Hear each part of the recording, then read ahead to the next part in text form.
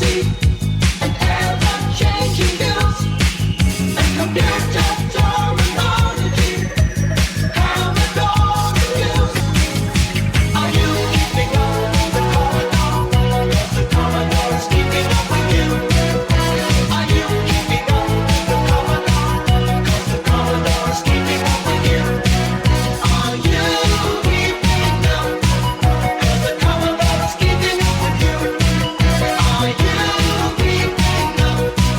Yes, the Commodore is keeping up with you. Hello and welcome to this special episode of Zapped to the Past. We are in the middle of seasons. We finished season 6 with our Breadbin Awards last week.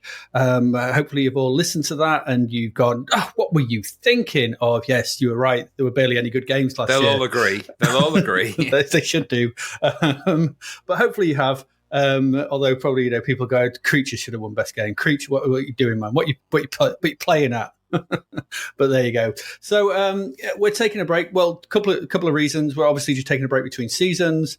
We've had lots of questions from our patrons over the last. We haven't done one of these for quite a few months actually. Yeah. So we're going to pull ourselves up and slap ourselves around the face and actually sort of do these Ask the Podcast because they ask us questions and it's our duty, as we promised, to answer them at some point. It's about time we did. It is. There's also the small problem with the fact that I'm moving house, so I'm in an empty house just about, and I've had no time to actually play any games or anything. And Graham's in Barcelona. I am. Buenos Dias. So this week's been a bit manic. And next week we're going to be doing something else as well. So it'll be a couple of weeks yet before we get to start 1991.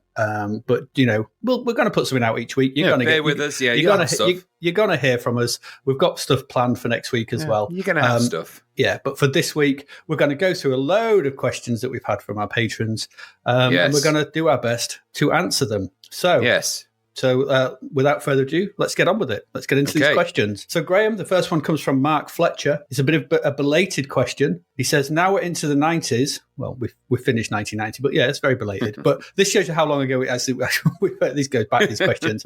It'd be great to hear what your 5 favourite C64 games of the 80s have been, either in order or not. Of the 80s? Yeah, of those games we've looked at, I suppose. I want to sort of change this a little bit because I think we've kind of said what I think we've done our favourite games and stuff quite a few times, but maybe we change this to maybe the 5 games we've liked that we hadn't played before. So the things that we played for the podcast that have surprised us, we're like, wow, we played that, and that was a surprise. Okay. So I would throw first one in there, like Project Firestar. Yeah. I think there's probably only 5 games that we never played.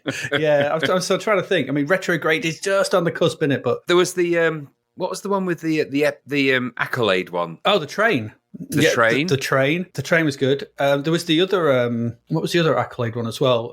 It was a bit weird. We were kind of a bit on the side of it, but that Apollo that moon mission one was kind of weird. That's more you, I think, than me. Yeah. So I think definitely the train, because the train that was a real surprise. And definitely Project Firestar. Die Hard, I would say, because it's... Yeah, let's include 1990 as well, because we've done that. Yeah, I think we should. So Retrograde and Die Hard would be in there. Well, you didn't play Retrograde, but I did. What do you mean I didn't play Retrograde? Back in the day, you didn't play it. Oh, sorry, yes, back in the day. Okay, you did. Okay, yeah, well, so I can't really include that because I had not previous knowledge of it. Yeah. All right, fair enough. So if we're going for the rules, then games that I hadn't played that surprised me. So definitely the train, because I really hadn't got into that. Project Firestar, another one, because it just never came across my transom. No, some budget. There's been some budget little budget treats as well. Things like Quick Snacks. I like that Bomb Fusion as well. Yeah, both of those were real surprises, and they were pretty good as well. I'm just trying to think if there was anything else that's like,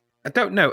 I'm not sure that I could remember what, because we played so many bloody games. Don't I? Yeah, I mean Lee Enfield, Bob Winner. Would have to go in there, wouldn't there? We've talked about games where we've gone, that was a really good surprise. It was like really cool. But what were they? I can't remember. Don't know.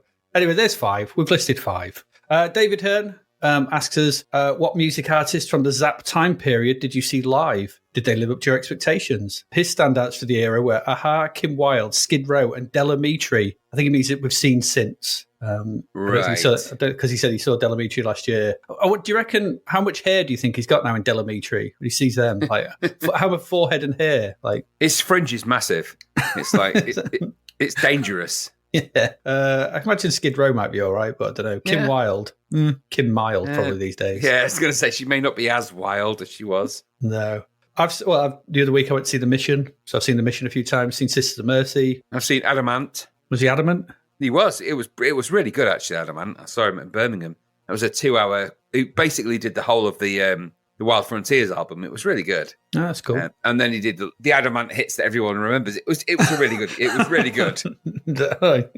Well, all the ones like Prince Charming and all the stuff. Everyone, all the stuff they know, because he sort of went from having really good albums to having really good singles with Adamant, so it was. But there was no speaking. There was no levity or speaking in between these songs. It was like one song, next song, next song. Oh, really? Next song. Yeah. It was like he didn't engage with anybody. He was like think of his shit, which is a bit disappointing. He could have gone like, "Hey, hello, everyone. I'm Adamant," but he didn't. He could have. It would ruin. Maybe not like that. No, probably not. I mean, saying it like that would ruin the mystique a little bit, I feel. Yeah, not like a GCSE teacher. Hello. Hey, kids. It was pretty good, though. There was a lot of 50-year-old men doing the Prince Charming dance moves, though. That was a bit... Oh. Not the two fingers across the eyes? Yeah, all of it. No, yeah. It was all a bit shady, has to be said. Oh, dear. Yeah. Anyway, there you go. I think that's a good answer. David Hearn also asks, if you entered a wrestling federation as a tag team, you could be the Sid Vicious Chips. What would your gimmick and signature move be? We've actually already answered this. We answered it on the pot. We answered it on the Discord. We need to answer it so people can hear. And the answer is quite simple. I came up with a move back in the day, which was called the Aqualine. I was the Aqualine Avalanche, and I came up with the move, the Rectum Rumbler, which was where I would basically jump down into a squat, put my hands together with my thumbs up, and ram them upwards. Yeah. Now, I think what we were fundamentally misunderstanding was how wrestling worked. Well, yeah, it wasn't going to work after that. No, because it's all pre-organized and pre-arranged. So the Undertaker is going to talk to the Jake the Snake and say, right, I'm going to do this move. You're going to react this way, and it's all safe. If you're going to stick your thumb up someone's ass, it's not safe. There's nothing safe about that. That's painful for everyone. I don't. It's still to this day, right? Because I remember that conversation and I came up with that on the spot. I remember just coming up with that. You said, "What would be your move?" I'd do this. You did, and this was all part of something wider. And the wider part was that we were going to hold a wrestling competition in my lounge. We were, but I think when I came up with that move, it all got kiboshed. No. We were going to do this. No, we were going to do this. So I had a special move, and what was yours? I honestly can't remember it, but what it resulted in, I can tell you, which was I decided to just throw myself across a room and land on my bed, which broke my bed base, smashed it to pieces. It just destroyed it. So that happened. You were going to do that, and Gary had his own special move as well. I can't honestly remember what it was, but we all had our own moves. But ultimately, if we never did them, we'd have been horrified and probably sexually upset for weeks. It would have been unpleasant. Yeah. So I wasn't ready for that. I don't need penetrating by anyone, let alone you with your thumbs. Double thumbage. Anyway, we can only give you the answers that you asked for, and we exactly. You asked for it. It's true. Yeah. Dan Wales asks us why the name Calibos when naming players in games, and please tell this guy on the other side of the pond what brown sauce is. Right. So that's a 2-part question. Yeah, you go with Calibos. So Calibos is a character from Greek mythology, actually. He is from the Clash of the Titans. So that's where I encountered Calibos. And that's where I encountered him. We had a lovely chat. He was most amenable. It was.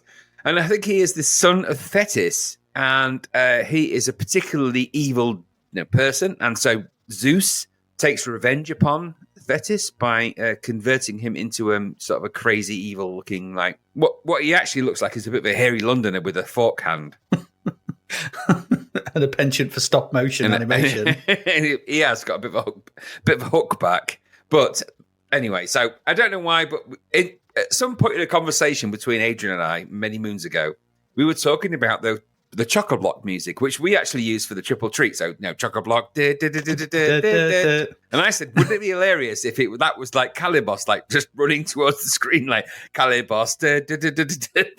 Calibos.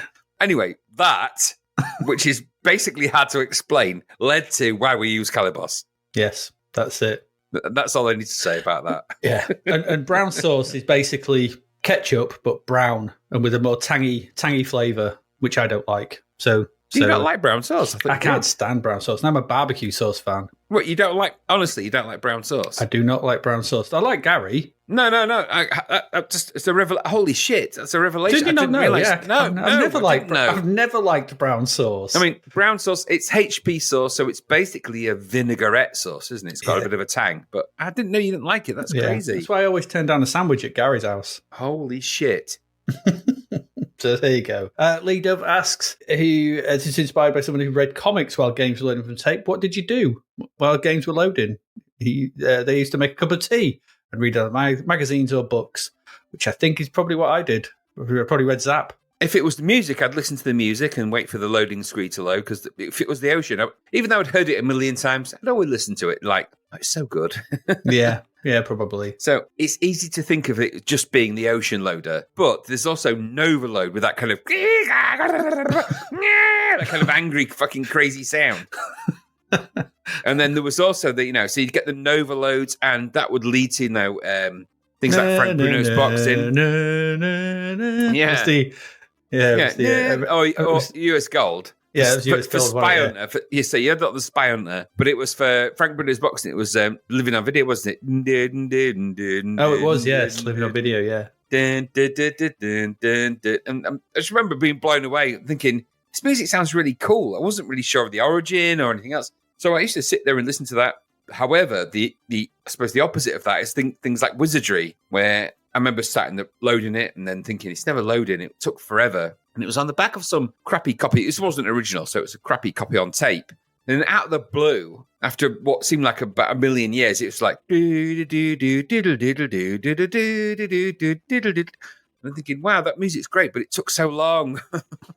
Yeah, I just read a magazine or listened to the music. I can't remember. Or read a book. What I would say is all of those early Turbo games with their early Turbo music, I have quite fond memories of them, like Buck Rogers with his like... It's just... Oh, yeah. Yeah. You remember them because it's part of the sort of format, but what you did while they were loading? Wait.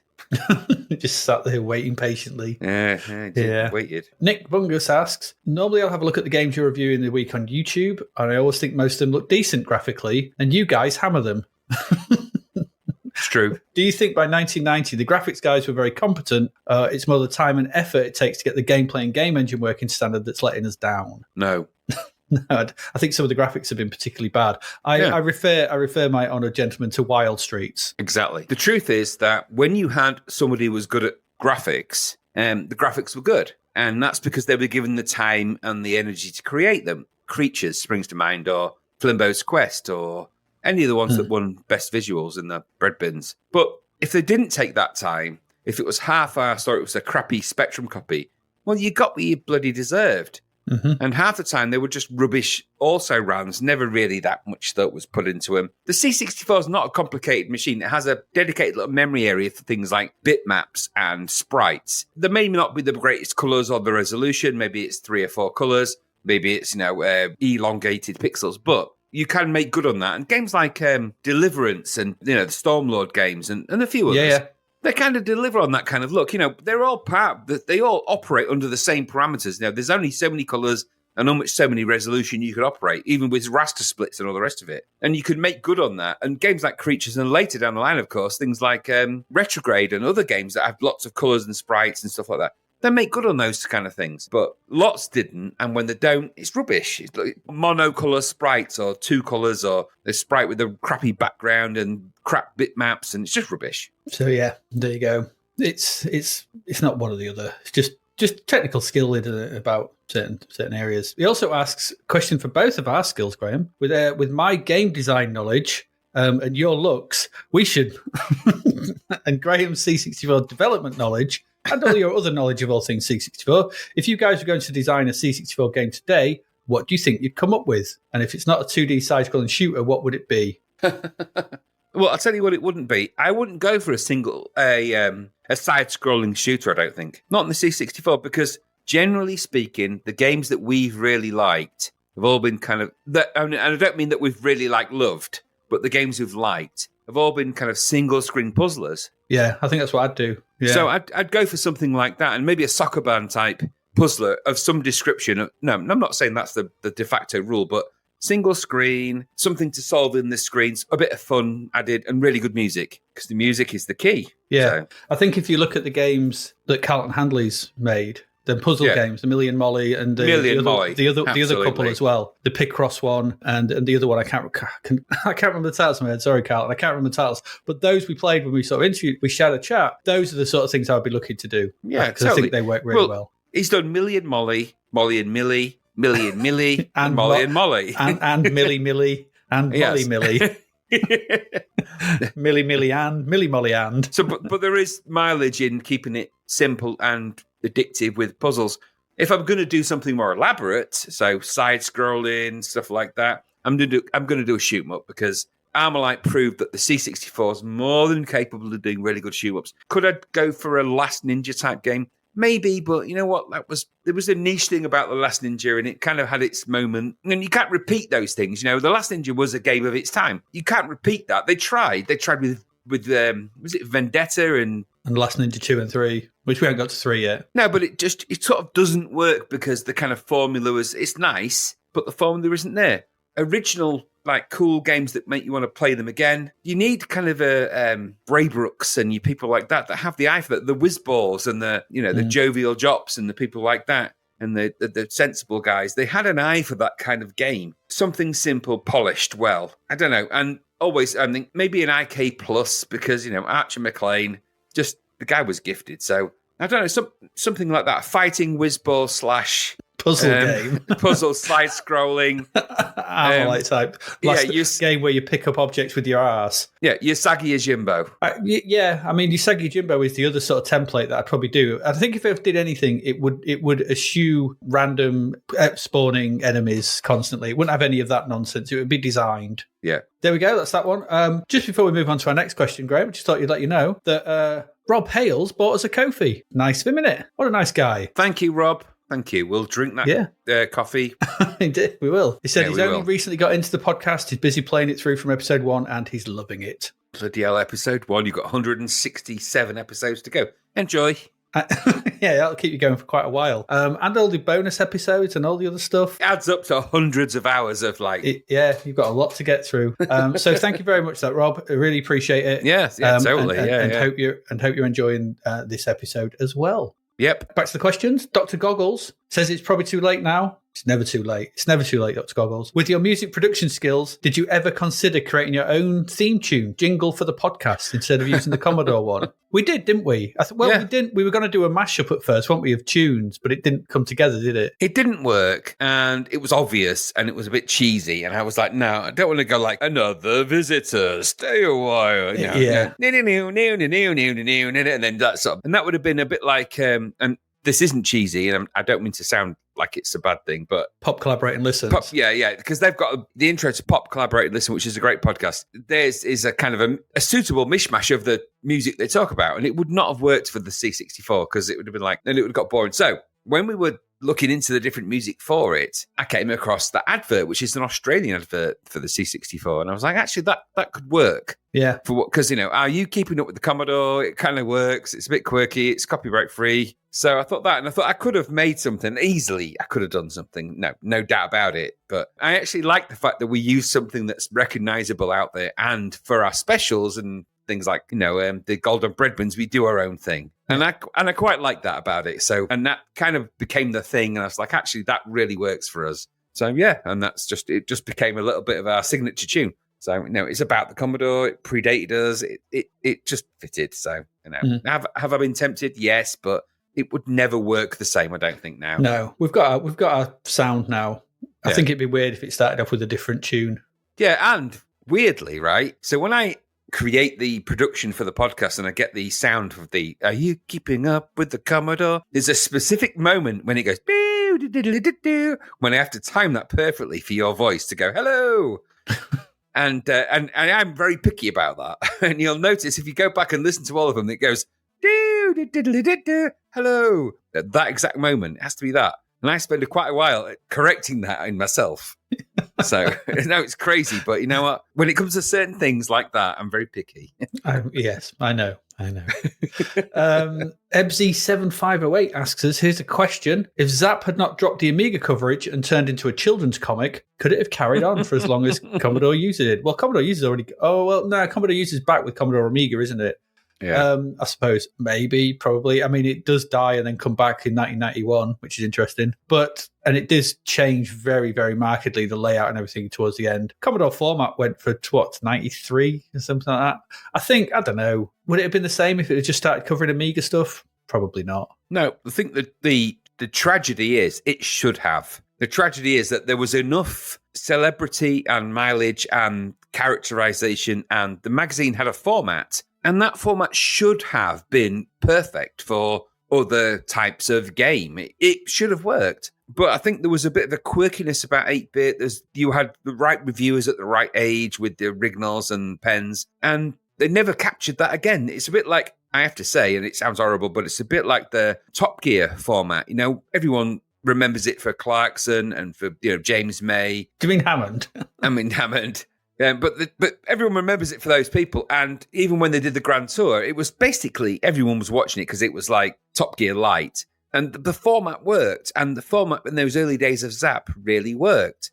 Mm. And in reality, you should be able to replicate that format into other computers. It should have just been C64, then it went to Amiga and everything else. But the problem really lies in the technology. The technology was never going to die quietly. It was never going to be an easy transition from, the C64 had a date when on the September the 17th, it was like, no more C64, it's all Amiga now. No, it didn't happen that way, did it? The C64 was hanging in there like for grim death going, I'm still relevant. I can still do good shit. And the Amiga, to be fair to the C64, was a bit like, I'm much better than the C64. And in reality, that blurry line existed for maybe 4 years before games got really good on the Amiga.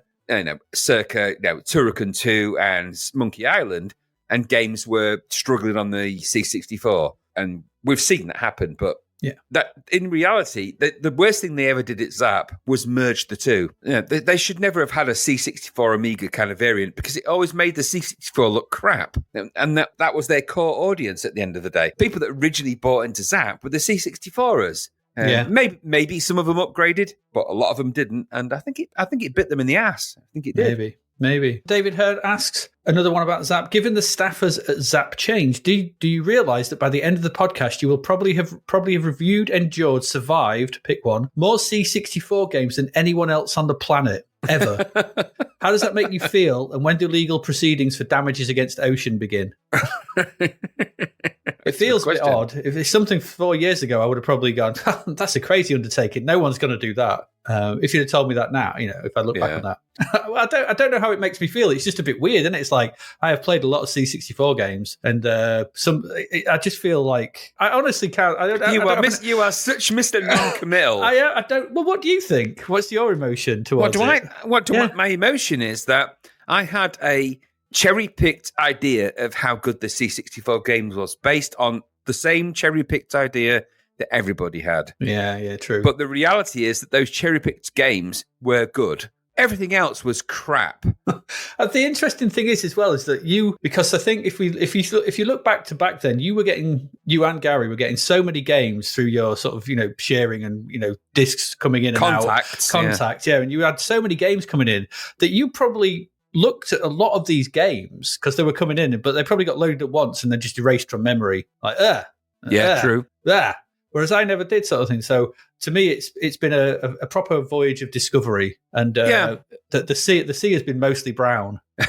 The truth is, so yes, Gary was, he used to get quite a lot of pirated games, back in the day, and he passed that mantle on to me a little bit. Well, no, a lot of it. But the problem was that you never got instructions with those. No. So unless the games were pretty like instant gratification, you went from like playing them. And I never really played a lot of games in depth. during the time prior to like swapping and doing all the S Express stuff. I was playing games, getting really into them, really trading them in the playground, as it were, with tape and expert and action replay cartridge. As soon as Gary came along, he ruined all that. He does. There's a ruiner. He did ruin it because I'd get so many games, I had no time to play them, and they were trading commodities at that point. So it was like, right, okay, this is a new release or it's not released, and that was always there was a big dividing line in trading wares, which is something that's a bit overlooked actually, between games that were available and games that were unreleased. Now, in the UK, there was always a bit of a delay. I don't know why, but there was. So if I got games that were unreleased, I could trade with them with my mates at school and stuff like that. That raised my cool points in the nerdery by some significant margin. And so I was able to, games like Delta, I got Delta really early. Yeah, that was out early. I remember getting that early. So I got a crack of Delta way before it came out anywhere in the UK. And I was able to trade that with, because it was a single load. So I was able to trade that with like all the guys at school. And I was, putting extra demos on there, tapes and stuff. I mean, this was tape as well, so I was putting demos to tape and stuff, single load stuff. But this was just unheard of for these guys. They were just blown away by the music and stuff like that. Raised my cool points. That was all it was kind of about at the time. But underneath all of that, did I play a lot of the games? I have to say I don't. Games like Retrograde really kind of skipped me by. I should have been into that. I should have been well over that and had it as well. But I was more like making sure that Pulsar got a copy of that because I got an early crack rather than taking the time to play. And I had no instructions, so some of these games are like a bit of a mystery. There's a part of Retrograde, though, that is a bit hard. If you don't have the instructions, the bit where you've got to go down to the ground and wait for the thing to appear, to shoot, to get the key, to get up in the bomb, to blow it open, to get down into the puzzle. If you don't know to do that, like when I first played it without reading the instructions, I was like, what the hell am I supposed to do here? So exactly. I think Retrograde hides some of its mechanics, and you need the instructions. And I think that's a fair point, that we probably played a lot of these games back then, but unless they were like Armalite, go from left to right and shoot stuff, it's pretty simple. You can figure that out quite easily. Absolutely. And I'll tell you what, a lot of the budget games never got really, as far as I was aware at the time, they never really got cracked. So I didn't get a lot of the budget games that we've been playing, which is quite refreshing because some of them have been really good. Some of them I did, but the crackers tended to be, obviously, if it was easy to crack, great, because you'd do that and you'd put it out there. If it was a complicated crack, anything with Cyberload or anything like that, or multi-level or anything else, that was going to be complicated. The single load tape games, sometimes you got quite a lot of those, but without the instructions, where are you going to go with it? Yeah, indeed. Nick Bungus asks us, how are we going to feel once we've covered all things Zapped? Relieved. and a bit well, he does say that there's this sense of achievement, some melancholy, feeling something missing. I think there'll be a bit of sense of melancholy and a real sense of achievement, because it's like, bloody hell, we've done that. We set out to do something, and I think it's going to be like 5 years by the time we finish, and that's quite an undertaking. Any project that lasts 5 years to see it through, that's some doing. Yeah, I think what I will consider a win is where there are, because I had games in my mind that were crap, and I had games in my mind that were amazing. Just to throw two out there: Elite, never enjoyed. Impossible Mission, loved. And everyone has those. Everyone's got those kind of retro reverie. We've said it many, many times that the retro spectacles come on. Everyone looks at these games. Oh, Monty up. How redesigned Monty? It's so good. Monty in the Run, amazing. It's like some of these games are not as amazing as you might think. And we played them and tested them, and we can prove it in tests. However, what it has proved is that some of the games that were really good were really good. And what I will miss is that some of these games that we've played have genuinely shocked me and surprised me, and I quite like that. And so, will I miss the Zapped reviews and the Zapped things? They only reviewed what they see. We've reviewed what we see. But will I miss that kind of thing? Yeah, there's part of me that will, because some of this has been amazing experiences of things that have been completely new. I've never even thought of. The Train is a good example of a game that I really like, that totally threw me and surprised me because how good it was. So, there were amazing games on the C64. Sometimes you've got to just pick away at the crap to find them. Moving on, David Hearn asks us, this was a while back, this was back in July. In the current episode, you, Graham, mentioned going through a phase of watching the final episodes of different series. Yes. So is there a new podcast idea, which is Battle of the Finales, because he's still traumatized by the Blake 7 finale? We could do that. We've done Battle of the Pilots. Would it make any sense watching some of these shows we've never actually seen anything of and just watch the finale and go, what was that about? Well, in some instances, maybe it would, because in the UK, we didn't see a lot of the end of the shows because those parts of the syndicated show weren't bought. True, yeah. Did we see the last episode of Airwolf? No. Did we see the last episode of the A-Team? No. Did we see the last episode of Thundercats? He-Man? No, we didn't. We didn't see them. No, we didn't see them. No, we didn't. They weren't shown in British TV because they didn't buy that part of the TV series. So I think there is mileage in it, but how interesting that is. Maybe that's even more niche than Battle of the Pilots, and that's pretty niche. Yeah, true. So maybe we'll put it on the back burner. Nick Bungus asks, we've seen a lot of crappy conversions of late. Yeah. Sometimes some decent ones. Also, we sometimes get a variant inspired by our clone, such as what Drop Zone is to Defender, or Super Cycle is to Hang On, etc. Hopefully, when we see such releases, they play to the strengths of the C64 and aren't constrained by the source material. What would you consider the best games to fall into this category on the C64? And also, what do you consider the worst? Clones. What's the best clones? Is Armalite an R-Type? I mean, you could knock Catechus. R-Type or R-Type. Yeah, but the R-Type is a port. He's talking about games that are clones or knockoffs of... Catechus, so Catechus, Gianna Sisters. Gianna Sisters, that's a good one. That's what I'm saying. Is Armalite inspired by R-Type or Salamander or Vulcan Venture or whatever it is? So there's those kind of things. I mean, maybe that's in something there, but I think Gianna Sisters is the good shout because I think... Was Turrican inspired by, what's it called? It was inspired by that weird game, but is it also part Strider? I mean, Retrograde was inspired by Fantasy Zone, I think. Maybe. A few games were though, right? Yeah. So I think there are some others. What are the worst ones, though? I mean, there's some dreadful rubbish, isn't there? So, I mean... it's too many. Yeah.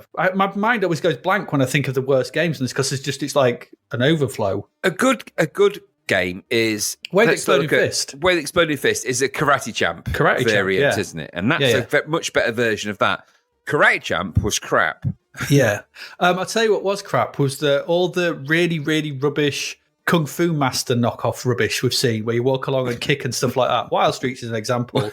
Well, actually, Kung Fu Master port is pretty decent, but we've seen quite a lot of walk along and badly kick stuff. Or that's been a mode in multi-part games. I'm thinking Beverly Hills Cop and Back to the Future 2, where walk along and beat stuff up, and it's worse than Kung Fu Master. It's like, what are you doing? If you really roll it back, so Manic Miner / Jet Set Willy, how many game variants of that are there out there that are crap compared to those two? And there's loads and loads. Because the game premise and the basics of it are very similar and very basic, but they get it so wrong. I mean, I can't think of... There's a lot of games that basically are based around that shitty engine. And that also gave birth to the sort of walk and seek game where, why don't we expand this across multiple screens, And then you've got games like Spellbound and stuff like that. So... Yeah. So there's been quite a lot, but... too many. Hundreds. Nick Bunkus also asks, when you on the episodes when you're calling out the names of patrons, when we're doing a shout outs, I guess, do we actually make any money doing this? We do. We make a little. We're not retiring. And you can see. I mean, we have a Patreon. The amount we get each month is public on there, so you can go see. Yeah, exactly. So let's explain the mechanics of the finances of Zapped to the Past. To be clear, so it costs us money to host with Podbean. It costs us money to record with Riverside. Yeah. It costs us money to do everything other than, well, even time-wise, it costs us money to do it in time-wise. Yeah, the online storage with Google Drive. Exactly. So if you're going to look at bottom line costs, Riverside and Podbean cost us more than patrons bring us in on a regular basis. So we don't do it for the money. We do this because we really like entertaining you guys and because it's fun to do. It was never about the money. No, we were always going to do this and we were just going to make good on what it takes to make it good. There's licenses for Adobe products. There's all this. It's irrelevant. We just do what we do because we want to make good on our commitment to making this fun. And that was always the remit. It was always a thing that we did in our day job. And I have to say, what really is amazing is that the Patreons pay the money that they do for us. And that really helps because that is like an acknowledgement of the thing that we do. It's not about the money that they pay. It's about the acknowledgement for us of doing a good thing and a good job. So, yeah, absolutely. So it's a thank you. And it's one that we we greatly appreciate. Do we make lots of money off it? No. Is it something that really makes us feel a bit warm inside? Yes, because we know we're doing it right, and that's all it's about for me. That's for me anyway. I'm going to make sure I do a good job for you guys and criticize and say the word poo a lot. Indeed. I feel like I do. You do. I was almost moved to tears then until that end bit, but I was going to get up and applaud. I was like, yeah, absolutely. And the award for best receptant speech goes to Graham Raddings for his recent emotive testimonial. Nick Bungus also asked, as you always say, you aren't affiliated with Zapped magazine in any way. We're not. Have you had any contact with anyone involved with the original Zap? Are there any old Zap people who listen to this podcast you're aware of? Is it even possible to become affiliated with Zap? There's the new Zap magazine that's available. Could you be affiliated with that? Would you want to be? Why do you have to say this disclaimer in the first place? There's a lot of questions there to pack into one.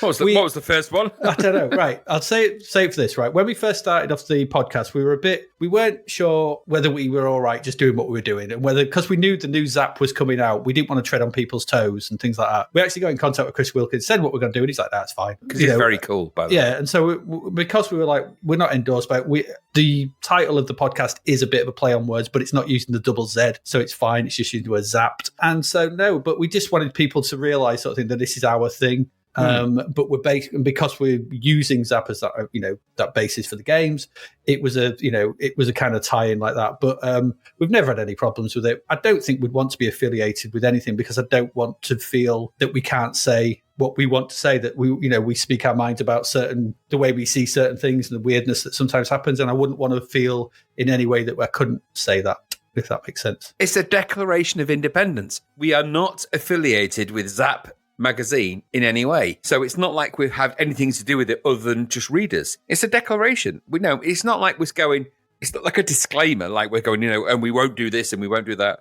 We're just saying, look, when we look at these games, we are independent of the Zap magazine. We're just using that as a basis for the game schedule, really. Yes. And we are not looking at their reviews and reviewing their reviews. We're not looking at Zap and going, Julian Rignall gave this 55%. I would have given it 62. It doesn't work that way. We're playing all these games. We do that, though. Yeah, but that's fine. And that's fine. But we make it very clear that we do that. No, exactly. Yeah. What we say is we're not affiliated with that in any way. And that's, it sounds stupid because everyone goes, oh my God, why would you say that? No one appreciates it doesn't matter. It's like 25 years ago, whatever. So actually what we're saying is we are independent of their reviews, their reviewers, and everybody else, because we're looking at it from a different lens. And that's very important. And it is. It's easy to overlook that. It's funny, because I was listening back to episode 1 and actually episode 0, which was actually recorded after episode 1. But I was listening back to the very first episodes that we recorded when we were talking, and there's a little bit of preamble that isn't on the main recording. We were talking about the rationale. And we're like, well, we can't say this and we can't say that. And your big fear was that Zap 64 were going to come back after us at a certain point. You're like, they could they could take us to court. I'm like, that's not going to happen. But the reality and in this modern world that we live in is that there are people that still exist. Their opinions are still out there. They're still valid. The Julian Rignalls of this world is a talented writer, researcher, game reviewer of many years' experience. And we're not standing in controversy of his opinions and what he said. We are offering our alternative opinions and based on a modern lens. And we also at the same time acknowledge what they were saying. Ultimately, that's why we do it. And we have to be clear about that, because I think our independence is important to us, I think. It is. David Hearn asks, when the old Zaps are done, will you consider moving on to the new Zaps? New Zaps? Yeah, the new Zap magazine that's out, isn't it? That's reviewing the new games. So. I don't know. I don't think so, is my answer at this present time. I think we had a clear remit of doing the original Zap magazine, covering all the games in that, and then we'll see where we go. Yeah, because that takes us to the end of the natural life of the C64. And, yes, everyone goes, oh, it's still life in the old machine yet. They're doing games now. It's like, okay, I get that, but that's not quite what Zap to the past would be about. Yeah, that'd be Zap to the present. Well, yeah, exactly that. It would be like Zap to the... reasonably recent. Recent, and it's not quite the same thing, as far as I'm aware. ZTTRR. I don't like that. I don't like that initialism. No, exactly. And I think there's a lot of people out there, and this is a testament to the popularity of the podcast, that would really appreciate our opinions on some of the newer stuff. And we've talked about, and we might do a little special on new games and stuff like that, and I'm sure we will. But to do like to move into the new magazines and stuff like that. I mean, there are games that really do appeal that are outside of Zap, and I think maybe we should look at that. But then there's also makes me think, well, we've been doing this for a long time. That's a lot of games played. That's a commitment that we've made, and we've made that commitment. But you know what? That commitment does come to an end, a natural end at some point. So. Yeah, and one of the things I think the thing is that we talked about this earlier, sort of thing, but it's the thing about the commitment to the magazine and the sort of you saying about the cost in time. It's like for the last 3.5 years, I've kind of lost my free time, my space, my project time. So when I was making video games and I released games and I was still doing them with COVID, and we started this.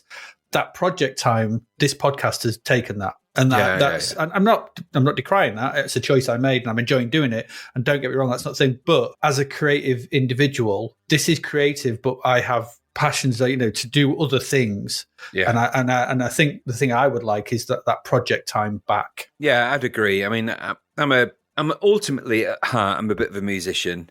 A wannabe musician. I play instruments. There's no wannabe about it. You are a musician. What I don't do is a lot of music. And this is because this podcast takes up most of my music production time. Yeah. And I don't begrudge that. In fact, I embrace that because this has allowed me to become quite specialized in music production and sound production in ways I'd never even thought possible. But I don't get a lot of time for music. And that was really kind of a thing that I was really into from back in the Amiga days. So there's a little bit of me that thinks if I get the time back, I can really do stuff like that. And when I do stuff like that, like when I did the music for a couple of your games, AD, that's the really thing that really it's one of the things I really love. It's a real passion, like a real right at your heart. That's the thing you love to do. So, and when you do that kind of like if I'm making a game, and probably for any of our listeners, people who make games, making a game isn't something you just dip in and out of. It's kind of a commitment. Like a commitment with anything, it's like hours of coding, just staring at something for trying to get something to work, and why is this bug fixing, and just getting it. You can't just go, I'll put an hour in, because you'll get it's tricky. I mean, I'm working on a new game at the moment, but I'm finding it hard to get the momentum going. And when I come back to it, I'm like, what's this code I've written? Oh, I really should comment it. And I get that because I work music ideas. I've got a MIDI keyboard. I've got Ableton. And recently I've realized I had a license for FL Studio. Didn't even know I had that. And what you realize quickly is that I can sit on FL Studio or Ableton for hours. After that process, I'll come up with all sorts of amazing stuff that I think sounds great. That's a part of the core part of your being. You do the same with code. You'll sit there and you've shown me the little Armalite-esque workshops, the things that you've done. And I think this is just amazing. So more time for that. But this podcast does take a lot of my time up. That isn't a begrudging thing because we made a commitment and I'm determined to see it through. Etienne asks us, do we read the news app? Yeah, I do. Yeah. I read it from time to time. I'm not a lot of every week, every month subscriber or every issue of subscriber. I have read a few of them. Yes. The fact that they've got the amazing cover art that they do, the really good articles, it's got the vibe. And that's fair. I mean, it's an A5, isn't it, format, but they've got the vibe and I think it's brilliant. And what is amazing is that's a testament to a very few people's really hard work to make that happen. It's incredible. It's a beautiful thing to look at. They're nicely produced. This is the beauty of the modern world, isn't it? You can get amazing things published and produced when you want to. Yeah. It's fabulous. And it captures the essence of what Zap was without the Zap reviewers necessarily in there. You got to love that. And they've even got Ollie Frayne there, aren't they, as well, involved up until recently, obviously. But really good stuff going on in there. David Hearn with a couple of out left field questions here. Does anyone watch the Super League Rugby League over in the UK? It's massive here in Oz. No and no. I have no idea. It does not compute. Don't know what. No. And also, do you think you could fall in love with an AI chatbot? That's really random. And no. Questions asked, we must answer. No, I don't think I could. No, I won't. No. No. Etienne asks, you guys are down on some games because they were too hard. This is something we can all relate to. But take Forgotten Worlds, for example. I had the same issues as you guys, but Friend back then was pretty ace at this game. Might some bad games be a lot better if you put more time into them? I never put any time into Kickoff, was crap and forced to play with friends, but they were pretty amazing. My guess is some games were hard because the people who made them play tested them so often, so they were pretty good at them.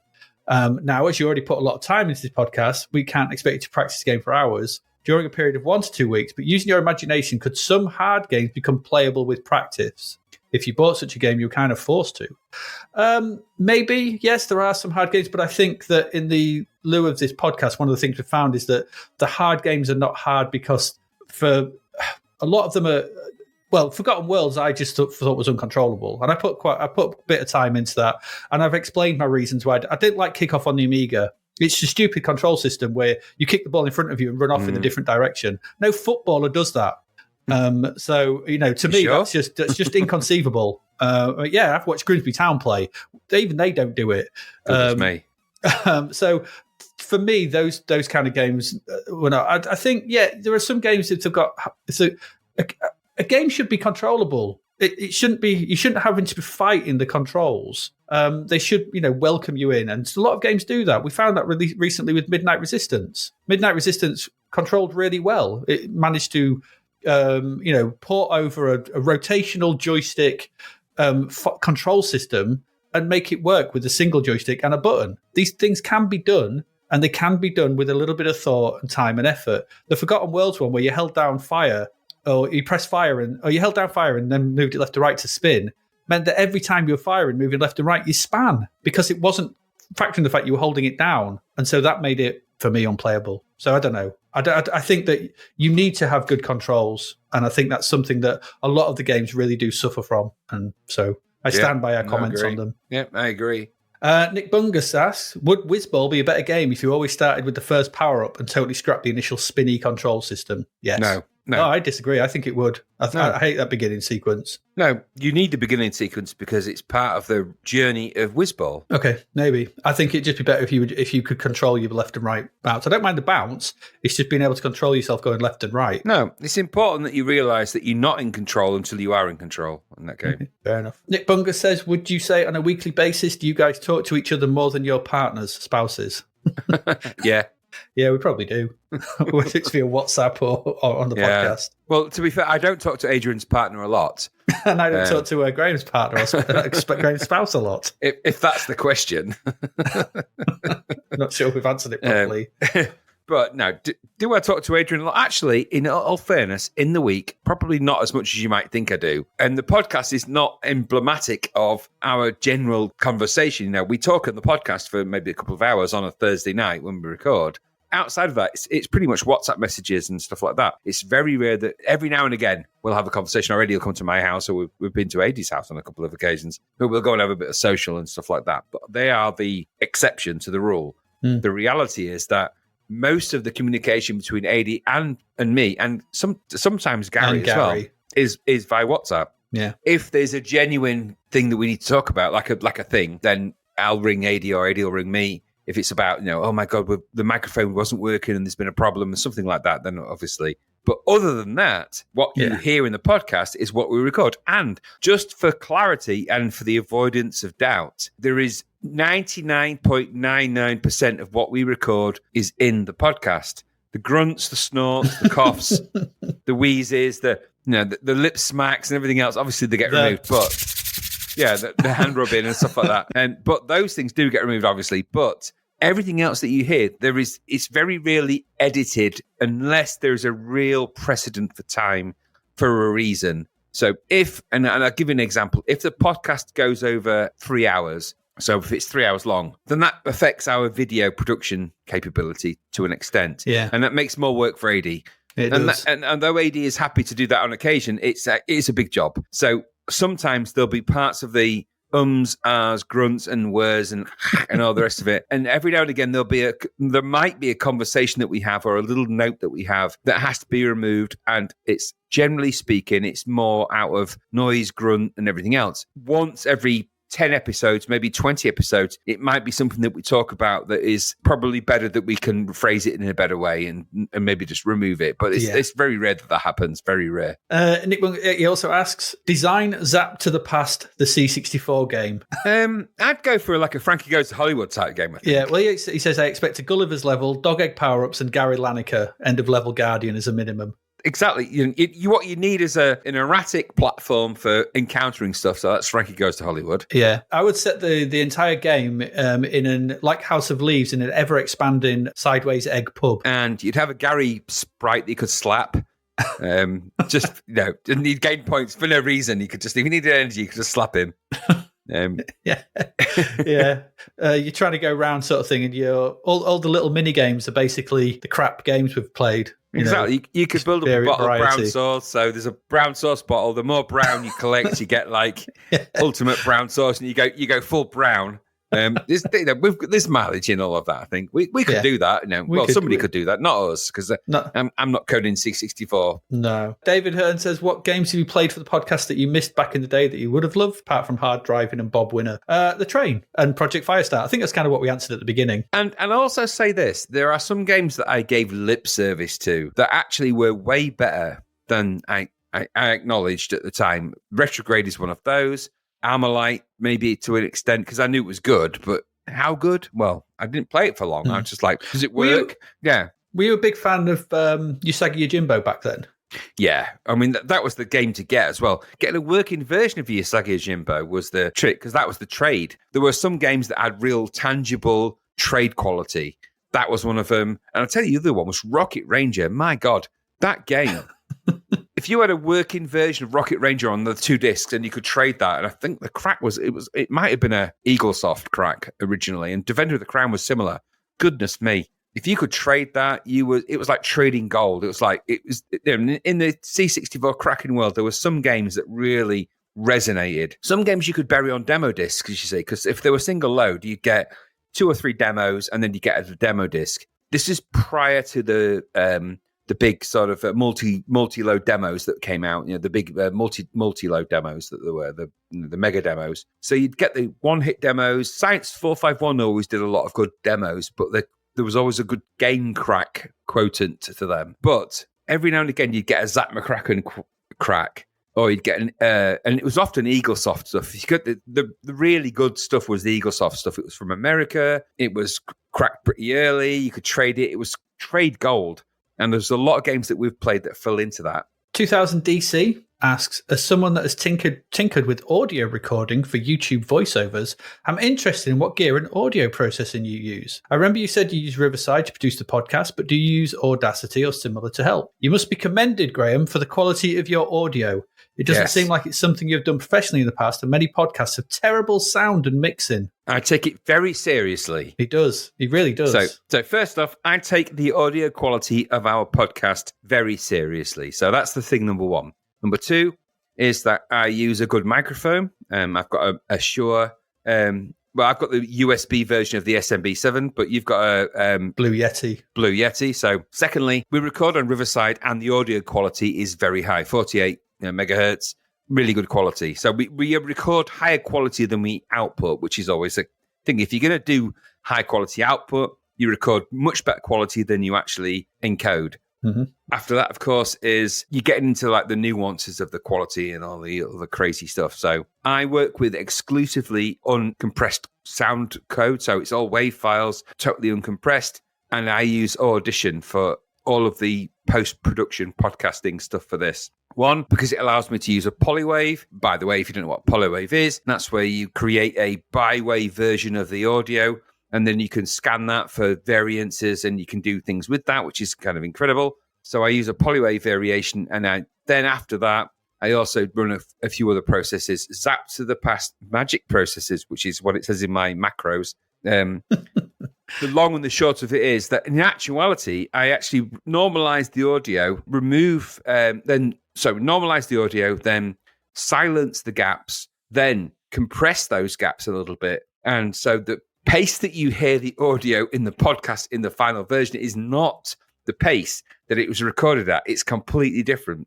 So in reality, we sound way more compressed in our audio tone and the way we talk than in reality, where we have much more broader gaps when we're like thinking about things. So yeah, what is the thing about that? Yeah, actually, yeah. Those gaps that you hear then, they're gone. You're going to have to leave those gaps in just there now to actually prove that point.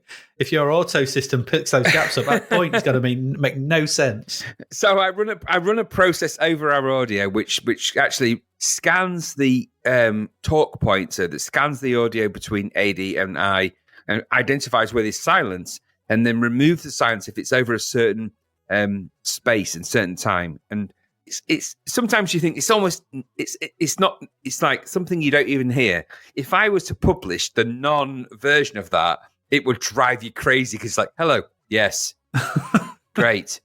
It's really weird. And that's, of course, I then personally go through every recording we do and I snip out the coughs, the grunts. You're obsessed with the coughs and grunts. Because it's all you. It's coughs and grunts. You're obsessed with them. I genuinely don't do those things. You do. But you're like, you've got this habit of going, so I cut all that out so you don't hear that. And that takes a little bit of time, but that's why the audio quality is so high. It's because I am obsessive compulsive. So OCD. I'm ACDC about that. He really is. I really am. He really is. So I am obsessive compulsive about the audio quality. So to the point when it's gone wrong, and sometimes it has, and my microphone's gone wrong more often than AD's, I have to say, like 7 times compared to AD's 2 or 3. When it's gone wrong, and I'm like, I contact AD, I'm like, oh my God, it's gone wrong. And AD's like, it's like Mr. Chill. It's like, it's okay. I've got the backup audio. It's fine. I'm like, no, you understand. The quality is so bad. And I'm freaking out about the quality. And AD's like, Mr. Relax. It's okay. He's like Cadbury's caramel guy. It's okay. Relax. It's fine. Don't worry about it. It's all good. I did 3 podcasts with my microphone the wrong way round. Yeah, exactly. It's all good. We were like, why is this sounding so rubbish? Oh, microphone's backwards. Oh, there you go. Gary the Spud asks, if you could go back and restart your life again, where would you start it from? You can keep all the knowledge you have now. Can I do the mean to Gary thing and say just before I talked to him in tutorial back in 1984? No, that's mean. I love you, Gary. I don't know. I wouldn't go back. Where would you go? I don't know. Why would you want to start any of it again? I wouldn't go back. I'm married. I've got children. They've made decisions. Those decisions had outcomes. You are Al Bundy. Yeah, but exactly. But you know what?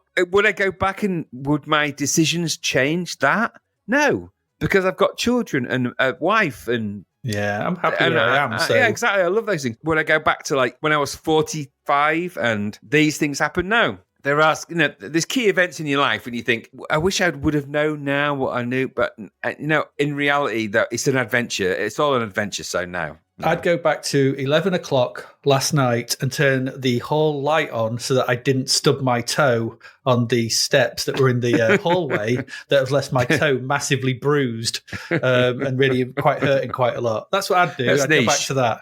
But, Gary asks, my toe's killing me, but that's what I would do. I'd turn the light on instead of walking in the dark. I mean, for me, it might be when I was last at Gary's house when he trotted his own dog's shit. Warn him. Gary, no! Don't, this dog shit, don't tread in it. And he trotted that and trotted it into his house. And it's like, oh, somebody's trod dog shit in the house. It's like, it was you. You did it. There we go. Be careful of the questions you ask, Gary. Yeah, Gary. Mike's Vintage Tech asks, will you be a roving podcaster on the loose in 2025 and be appearing at shows and events? Maybe. We've got no firm plans. We play it fast and loose because that's how we roll. Also, as the last few years creep up in Zapped magazine and games become fewer, will you be moving on to the Amiga? I'm going to say probably not. No, because the Amiga is a whole different kettle of fish for many, many reasons. The games are bigger. We're not. So it would be a very, and as we've said, we want to do this project. This is our project. So, we definitely, I wouldn't want to, because we don't have that connection to the Amiga games. And it's just too broad, too vast, and the game's too big. No. You couldn't do the way we could do this. No, we're not doing that. There's many, many, many reasons why. The key one of which is they don't want to. There you go. There's a lot of Amiga games I like. There's loads I don't. Loads I didn't play. Do I want to go on that voyage of discovery? No, and I've just done that with the C64. It's not going to be any different. There's going to be loads of games I didn't like, loads of games that I do like, but it's going to be the same games. And on the Amiga, more than the C64, It's going to be the games I know I liked. I think the other thing to sort of consider as well is that there's the part of the podcast which is not the games. So there's the part of the podcast where we do each month we cover music, film, TV. Yes. And I think that's so if you were going to do the Amiga from when it came out in 85, 86, what would we be looking at in those?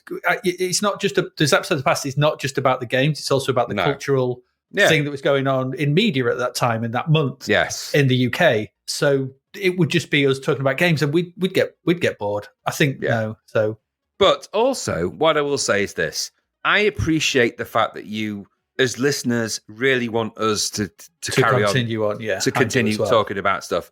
And of course, we could just talk about, and there will be episodes of stuff. They're not going to be as frequent as Zapped the Past with its weekly episodic stuff, but we might do episodes where we talk about special stuff. And we've got Battle of the Pilots, which is a little thing that we do now and again, which is fun. And there's little things that we can do. So if you like to hear from us talking about stuff, that'll probably continue in some way or other. But it might not be the same frequency or the same, because I can't commit to the same frequency that we did. But what I will say is this: I have a lot of fun doing Battle of the Pilots. There are Amiga games that I'd like, but there's also Sega games that I'd like to talk about, and PS1 games and PS2, and this is more this is where it gets to more 80s territory, where 80s played a lot of the games and I haven't. So there's mileage in a podcast where we talk about 80s experiences beyond the C64 and my lack of experience, and there's specials more than episodic, and I think that's probably where it's going to go. We're not going to disappear off the radar forever, as much as I'm tempted. We're not. But there are, and then it might not involve the music and stuff like that. But there's a music podcast kind of in the middle of all that with Gary, because Gary's the most knowledgeable person about music and synth and stuff like that I know of. So there's probably a really good podcast once we can talk him down from his crazy mountain about stuff like that. So there's stuff that we can do. Yeah. And what it won't be is an episodic C64 thing, because we've kind of done it. And I get that everybody wants us to do, and that's totally cool, and I really appreciate the feedback as well. What we talk about is funny, and we have good banter and everything else, but of course we do. I've known Eddie for 40 years, of course we do, and that's inevitable. And that isn't going to disappear, but it's just not going to be at the same frequency, and I think that's fair. Yeah, that's fair. I think that's fair too. David Stringer asked, "Do you guys play retro games much on the go? In which case, do you have a preferred device? Personally, I waited a while and eventually got a Pi Zero and retro flag Game Boy case. It was great until I left it in the seat pocket on a plane, never to be found again." Oh, that's quite sad. Only criticism was a small screen size, but I played it loads, more than any other retro device. Be interested to know your thoughts and if you have any suggestions. I recently got hold of an Anbernic RG35XX Plus. Which is whatever that is. Yeah, it's a cool little device, basically. You can stick an SD card in it and just stick games on it. And it's got emulators for just about everything on it. And it plays everything up to the Dreamcast, including the Dreamcast. Okay. So C64, so there's everything up to the Dreamcast. It's got it on it. And so I find myself noodling around games on that quite a lot. And it's a really cool little device. It's a bit on the small side, but it sort of looks like an old Game Boy. And I use one of them. I find it great. So it struggles a little bit with some of the Dreamcast games running them at full frame rate, but they're certainly playable. But certainly up to PS1, it's perfect. I think it's a really cool little machine. So that's what I don't have anything else apart from my phone. No, I mean I played the retro games on the Switch, so you can play the SNES games and some of the early. And the Nintendo games and the Sega games. And that's actually primarily because outside of very few titles, I did not have a lot of experience with them. So the games that everybody knows probably, so some of the Disney games, Sonic obviously, and Nintendo obviously some of the Mario games, but actually less of those really. Mm-hmm. And some of the Star Wars games. There's a few games on both platforms that I played a little bit. But you can access most of those via the Nintendo, what's it called? The Nintendo Switch the online service. Yeah, the online service. So you've got access to quite a few of those. So I've played some of those on that. So, and my experience of them is a little bit hit and miss. Like a lot of retro stuff, isn't it? It's just, Yeah, I mean, there's some games that I enjoy because they're quite good. The Mario games are always pretty enjoyable. I don't like the Sonic games. Sorry, Sega fans, but I hate them. No, it's same here. But Streets of Rage on the Mega Drive is a genius. Streets of Rage 1, 2, 3, all of them are brilliant. And yes, it's Final Fight, but it's brilliant. And then some of the Disney games on the Mega Drive are really good.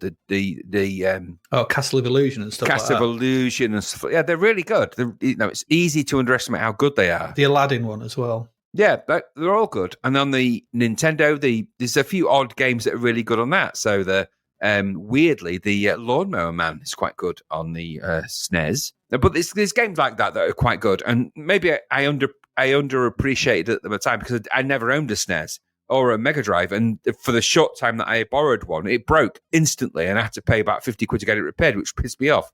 So that was remember when I got that SNES and it was shorty's SNES and it just broke instantly. So very, very vaguely. But later down the line, when we was able to get more N64 stuff borrowed and stuff like that, I never owned a PS1 or played many PS1 games, which is mad considering I worked at Blockbuster and did nothing but distribute them to the crazy bastards of Grimsby and Lincolnshire. It's quite mad. It is mad. Some of those games sent saints to the sea, let me tell you. But I never owned a PS1, but I know someone that did and had some kind of chipped version of a PS1, whatever that meant, which was like copies.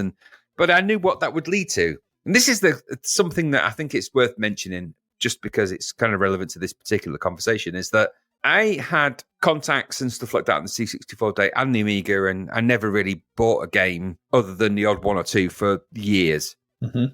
And then when it moved to the consoles and stuff and the Amiga kind of faded and I actually just stepped out of gaming for a long time, I had friends that had copied systems for SNES and for the PS1 and other consoles as well. And what happened to them very quickly is what happened to me, but in a different way. I was seeking to trade those things for other people for demos and stuff like that. Those were just, you could see that they never played the games. And I'm thinking of now one friend in particular that had all of that. They never played the games. It was never about the games and or anything else. It was about having the games that came out. And it's a terrible trap to get into. And the curse of it is that you can have access to all these games and everything else, but you don't really play them. And when you don't play them, you're not really giving them the time of day. And that I suffered that for the C64 and definitely on the Amiga, although it became more about the demos. But I saw it happen for PS1 and SNES, and I never saw a copy device for the Mega Drive, but I imagine there was one, but those kind of things. Did you see that as well, actually? What one for the Mega Drive back in? Did you see that kind of like, I'm going to collate all the games and never really enjoy them? I knew people like that, especially when they had chipped PS1s. And you'd go around and they just had like folders, those sort of CD case folders just full of games. And you're like, oh, what are you playing? I don't know. Well, I never owned a hacked. I never really owned up until I did a software mod hack, whatever you call it, on an Xbox. Yeah, the original Xbox. Yeah, the original Xbox. I never really knew what that meant, but there's so many consoles between that one and all the others. I mean, you must have soft mod hacked your fair share. Did it change how you played them? Just, I'm sorry to ask you a question out there, but I'm curious actually. No, I bought a chipped Xbox. I had a chipped Xbox at one point and a chipped PS2, and my Dreamcast is region free as well. But I've had that forever. But I've never. The only games I've got for my Dreamcast that I didn't buy were unofficial releases. So I've actually got the release of Half-Life on the Dreamcast, which was never officially released. But there is a version of the original Half-Life on the Dreamcast. Acquired. Yeah, PS2. No, I don't think I ever. I just think I got it because it could play. This was around about 2004, 2005, and I had a chipped GameCube as well. But this was to play import games, so I was importing original games that weren't, things like Katamari Damacy, which wasn't getting released over here, and games like that on the PS2. You couldn't; they just weren't released in the UK, so you had to have a machine that could play US or. So I'd never really, and I'd seen that problem, people just having, like I said, folders full of discs for the PS1, and it was like, you're not playing any of them though. You don't play any of them. I had a curated set of PS1 games that I bought that I've still got and that I still will play because they were the games I want. And I played lots of other games, but I had my games, and I learned my lesson too. I bought a lot of stuff, and I probably have more than I should do now, but there are still people that will just collect anything and everything, and it's like, nah. But coming back to the original question, the retro games on the go, it can be easy because, like I said, I've got every NES ROM, every Mega Drive ROM, every SNES ROM, every Master System ROM, every C64 game in a folder. I can go play whatever I want. What do I end up playing? None of them, because it's the choice paralysis, isn't it? Choice paralysis. That's why we did this podcast in the way we did, because we always I wanted to do something like it, but it was like, well, how do you curate what you play? Yes. Well, actually, there's a magazine that came out every month that had a load of games in, and there you go. There's your games to play. You don't have to think about it then, and you don't have no choice. So That's how it works. Bit off topic, there you go. Chris Snowden asks, would you consider a special on the Commodore 16 plus 4? We did one after episode 59. So back in April, it was April 16th, 2022. I've just dug it out. Our C16 Easter 2022 special. I think it was 16 for the 16 in April. Yeah, it was. Yeah. So we refer you back to that. Yeah, we reviewed 16 C16 games. So that's just after episode 59. That was back when we reviewed loads of games. Yeah, we did. 16. Good Lord. Rob Clayton asks, I think it would be interesting to run an episode truly investigating the seemingly incongruous scores games received in Zap. It might be too litigious even today, but I'm fascinated by the terrible software we often received and the implausibly high reviews said software might receive. I think we do that within the episodes, and I think that's the place for it to go, rather than just a separate episode to sort of go over some. Yeah. And we do sort of then touch on that in the Bread Bin Awards and things like that. But I think that the right place for that is when the review comes up and to discuss it there. I think that's what we do. Phil Sowerby says, you may have covered this before, but how did you both end up owning Commodore 64s, and what were your original setups? I'll go first. My brother bought one. So my brother came home with one with Hunchback and Mr. Wimpy. It would get plugged into the front room TV when it was free, and then for the Christmas I got a 14-inch portable colour TV that I had, and then it was hooked up to that with an Atari joystick. That was mine. What was yours? I had been wittering to my dad to buy me a Commodore 64 computer, having seen my friend Richard's, and he had shown me Ghostbusters and a couple of other things way back in the day. And I just had to convince my dad that it was a educational purchase. The old classic. It's CBM, Commodore Business Machine. So, we went out one day, randomly just took me out of school, which is something you could do back then. And we went to J&M Software in Grimsby, and he just bought me a C64 and was like, there you go, we've got your C64. And then he became micro-obsessed with Booty, the game Booty, not Booty in general. But I never looked back from that moment forth, because as much as I'd whinged for a year and a half, then ironically about 6 months later, I started whinging about the Amiga, but that was the beginning of where it started. So I got a C64 then. And I think if I remember correctly, you had the same TV as me, the 14-inch Ferguson videos. Yeah, exactly. Video, the Ferguson video started 14-inch portable, and then I'd asked, and then gradually, I got hard drives are not doesn't implied. I got a disk drive. I got the 1571 disk drive. I had an Expert cartridge early on with tape. I moved on to an action replay and never really looked back after that. So, just a few questions left. Liam Carew says, some of the first games I got with my C64 many moons ago when I was a kid were Below the Root and Alice in Wonderland. I love playing them so much. They're great big arcade adventures and have great memories of playing them with my sister, lost in exploring seemingly endless worlds and figuring out their mysteries. Just wondering, have you played them? I'd love to hear your take on them, whether it's good or bad. My rose-tinted nostalgia testicles are on today and may seem better than what they really were. I'm not sure where they were, whether they were pre-Zap, but well worth taking a look at, or on the games Zap forgot. And then he says, thanks, guys, for the years of entertainment and laughs, listening to your reviews and memories on the Zap to the Past every week. Most of the others, bar Retro Asylum and the Retro Hour, which I also listened to, went out the window when I discovered yours. Oh, that's nice. I feel bad. That's nice to hear. Yeah, nice. That's very nice. Thank you very much, Liam. I've never heard of Below the Root. It sounds horrible. I don't know if I want to explore that. It sounds like some obscure Bugaboo the Flea knockoff. Below the Root. I don't know whether we've been set up here because Below the Root and Alice in Wonderland just sound like. But Alice in Wonderland, is that? No, I vague. I don't remember that one. No, I've never played them. In answer to your question, I don't want to play it. No, if they're pre-Zapped, then unfortunately they don't fall in the remit of the games that forgot because they have to be during that period. No, and we've looked at pre-Zap games, but I don't remember Below the Root being one of them. Thank God. Neither do I. I really want to see it now, though. I'm going to have to go and look it up. I don't know why.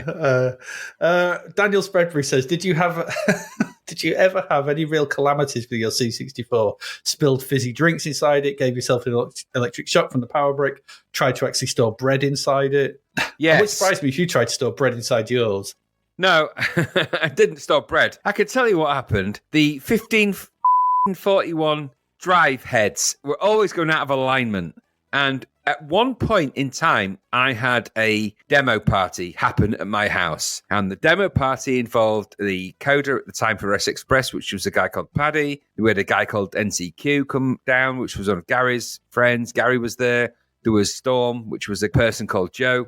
And we had a demo party for X Express, which was at my house. And it all seems great when you talk about it like that.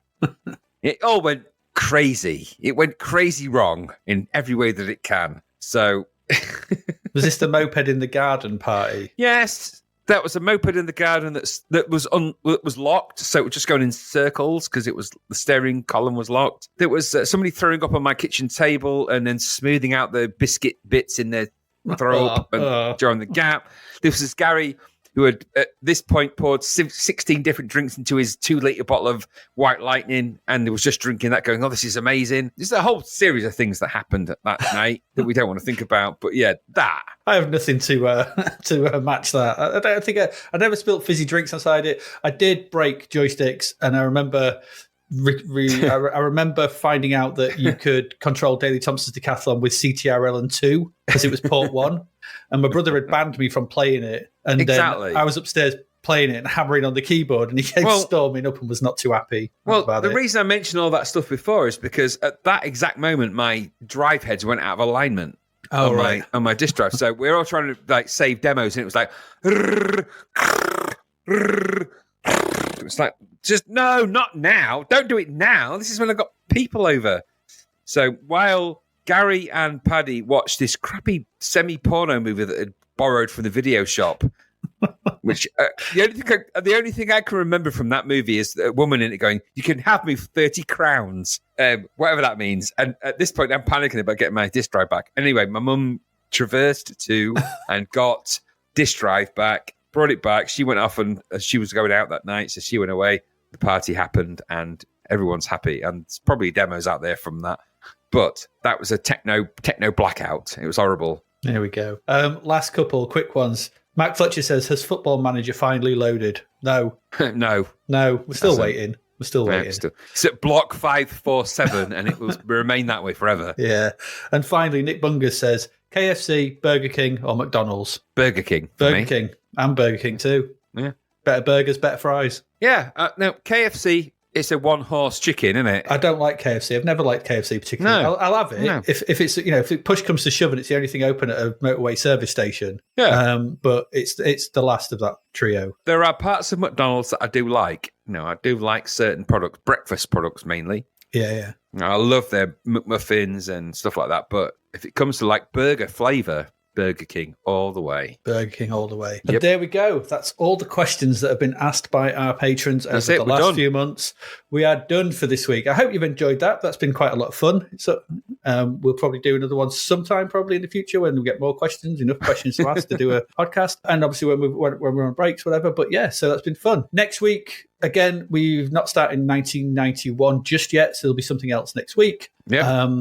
We're not going to tell you what it is yet, just because I like to keep you, on tenterhooks. Keep your eyes peeled. That's what we'll say. Yeah, there will be something coming out, and so there we go. I think that's about it. Not much to say at the end of these, is there? If you want to support us, obviously, and you would like to ask us questions questions for our next Ask the Podcast, you can do that. Patreon.com/Zapped to the Past. You can buy us a coffee on Ko-fi //Zapped to the Past, and over all the social media. So if you want to come chat with us there and then then please do so. I think that'll be that. Are you having a fun time in Barcelona, Graham? It's nice, but I've got to be up at 4 in the morning to go and get a transport to the airport for 4:30. So I've got to go to bed, and then tomorrow I have to take the bed apart, ready for moving. Take it apart now. No, because I want to sleep on it.